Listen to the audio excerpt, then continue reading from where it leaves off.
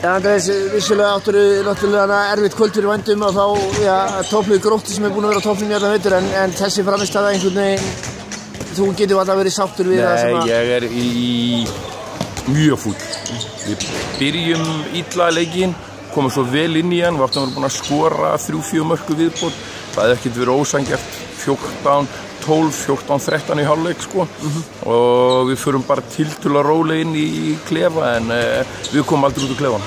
Við erum aldrei með í seinni. 2 mörk á fyrstu 20 mínútunum í seinni hálfleik. Já, við bara erum ekkert með sko. Það er ekkert flóknara það. Við erum aldrei með í seinni sko. Hvað þetta, hvernig útskýrir þú þetta í raun og veru þetta áhugaleysi? Ég ætti að melta það sko. Ég náttúrulega bæði fúll út sjálfa mig og stelpunar sko. Við eigum að sýna verkefninu meiri virðingu heldur að mæta á svona leiki og það bara til háborðan skammar fullt af fólki að koma að horfa á og við eigum bara við stafsökunar eftir svona leik.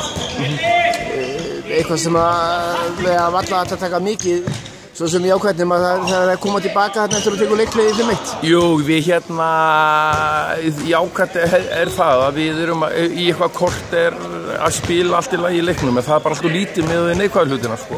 Þetta er svo leikur sem held ég mest pirrar yfir í vetur sko. Ég bara mjög ósáttur eftir leikin. Bara við framistöðu bæði mín og þeirra, við erum bara eitt lið hérna og við bara stóðum okkur bara mjög illa sko.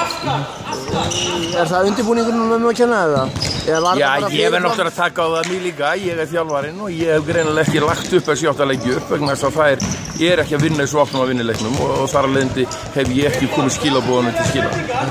Kannski væri kæru páskana, leiftum kannski aðeins að hvíla sig aðeins, ég held að það myndi hjálpa okkur en kannski hafa það bara hvílt og mikið.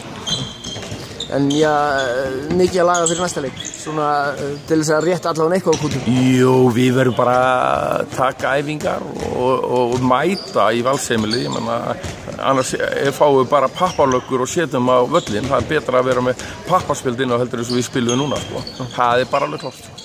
Takk fyrir það. Takk.